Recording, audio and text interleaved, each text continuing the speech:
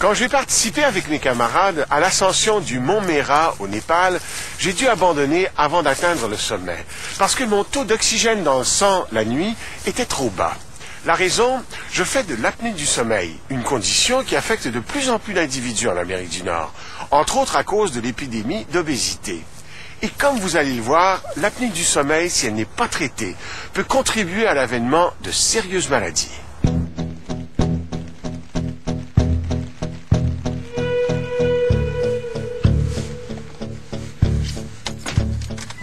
Maryse Forret s'apprête à prendre le volant. Pour la plupart des gens, c'est une action tout à fait banale. Pour elle, c'est une aventure périlleuse. C'est vraiment pas long.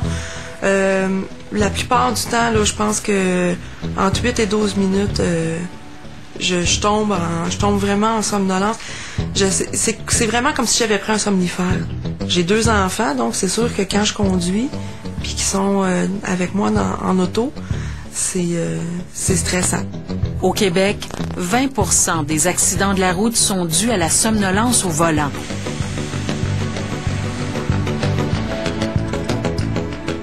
Madame Forret n'a jamais eu d'accident, mais elle doit souvent ranger sa voiture sur l'accotement pour combattre le sommeil.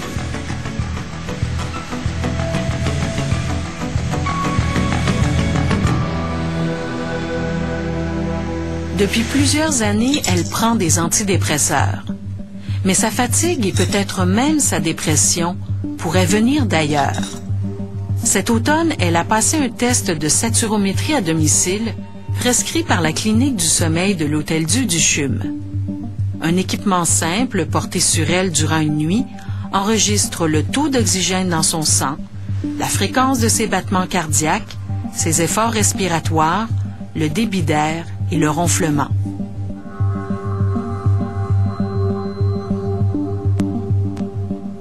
Le docteur Pierre Maillé, directeur de la clinique du sommeil de l'Hôtel-Dieu du CHUM, fait l'évaluation de la nuit de Madame Forret. Donc ici, on a un exemple type où tu ronfles, l'air a de la difficulté à rentrer, on voit que la coupe... Diagnostic, apnée du sommeil légère avec une quinzaine d'arrêts respiratoires à l'heure.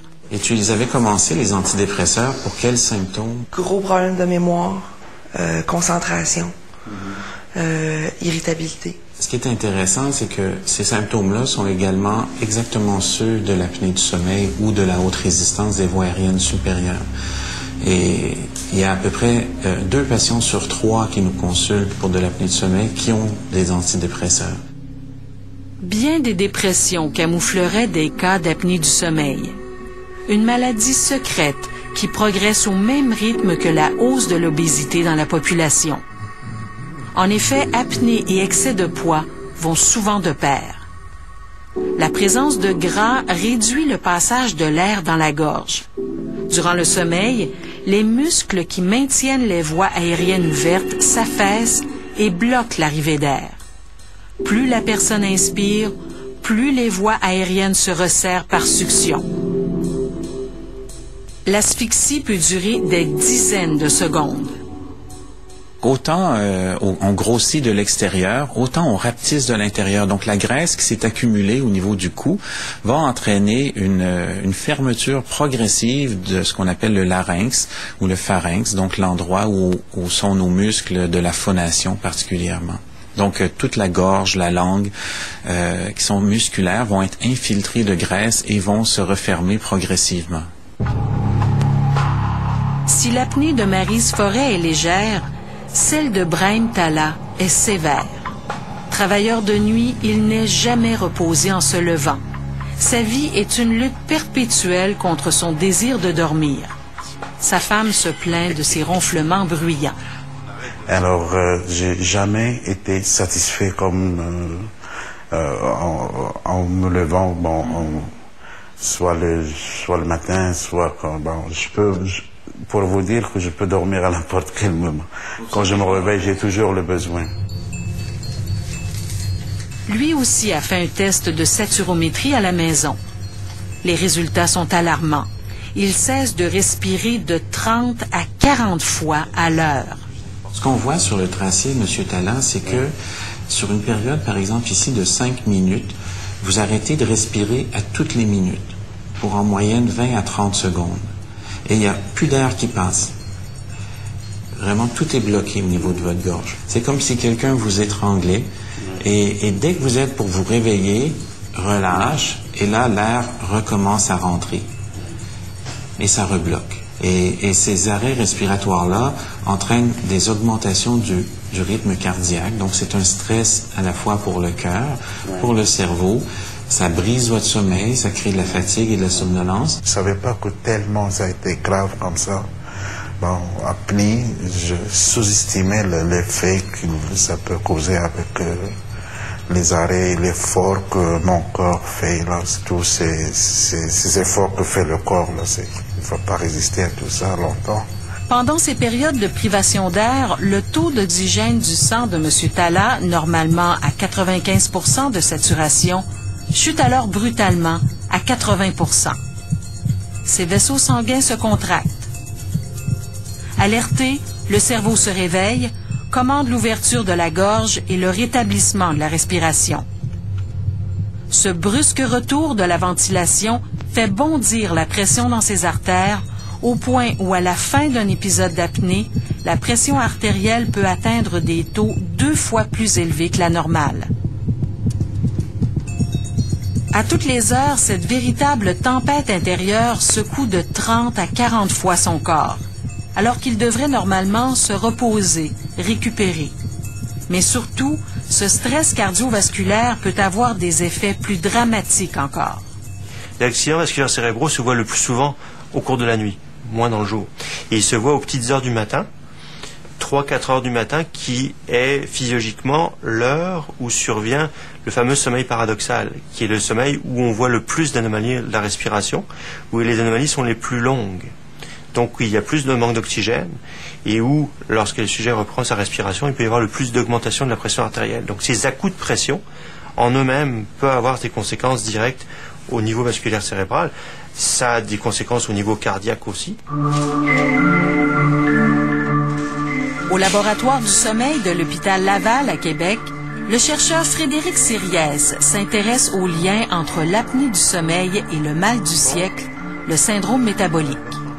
Son étude auprès d'une centaine de personnes à risque a produit des résultats alarmants.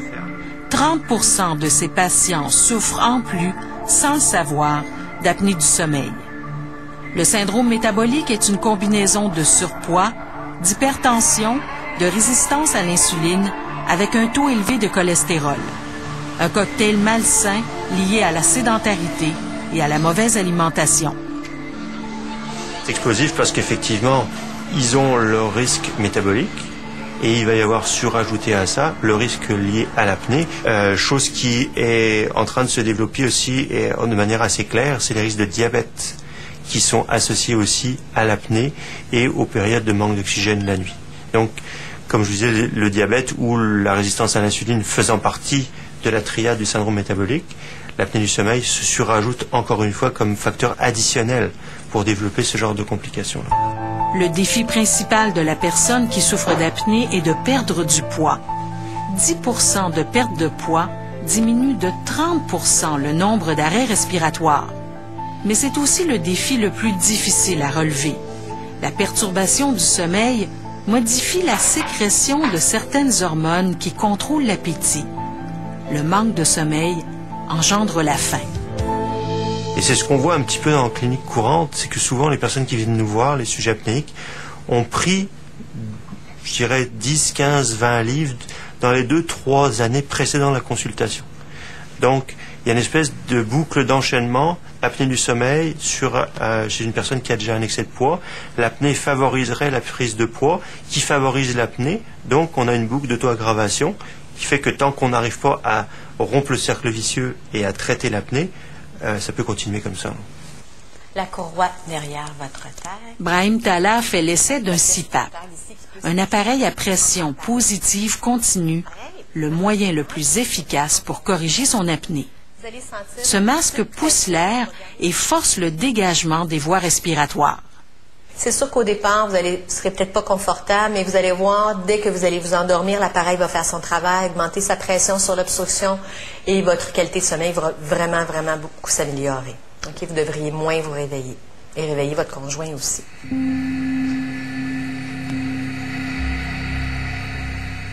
Cela fait maintenant 2 semaines que M.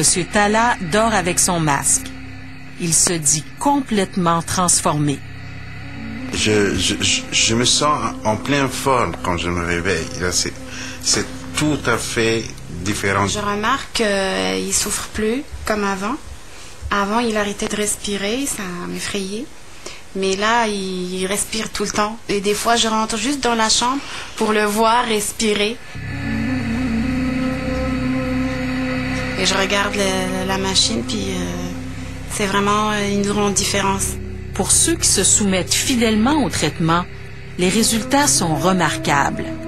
60% des patients atteints d'insuffisance cardiaque souffrent d'apnée du sommeil. En traitant leur apnée, leur condition cardiaque s'améliore de façon marquée. Même chose pour ceux souffrant d'hypertension. On regarde l'hypertension, par exemple, qu'on appelle résistante. Donc, le patient qui a besoin de plus de 3 médicaments pour contrôler sa tension artérielle, l'apnée du sommeil est présente dans 83% des cas. Et lorsqu'on traite cette apnée du sommeil-là, les patients réussissent à contrôler leur pression dans tous les cas. Donc, l'effet est plus grand que l'effet pharmacologique. Avec l'épidémie d'obésité que connaît l'Amérique du Nord, faudra-t-il dépister plus systématiquement les personnes à risque de faire de l'apnée du sommeil? Et faudra-t-il les dépister plus tôt? Je pense qu'avec l'augmentation d'obésité et de surcharge qu'on voit, qui touche même les enfants, les adolescents, on peut s'attendre à ce que, 1, la prévalence augmente, et 2, qu'on ait à faire des diagnostics de plus en plus tôt. Et ça, je pense que c'est très net. On est amené, nous on ne suit pas d'adolescents, mais je vois des collègues pédiatres qui commencent à être obligés de prescrire des CPAP chez des enfants. Quand on pense qu'on pourrait avoir une situation où quelqu'un pourrait être amené à débuter un traitement dans la vingtaine et le prendre à vie, ça commence à devenir assez dramatique.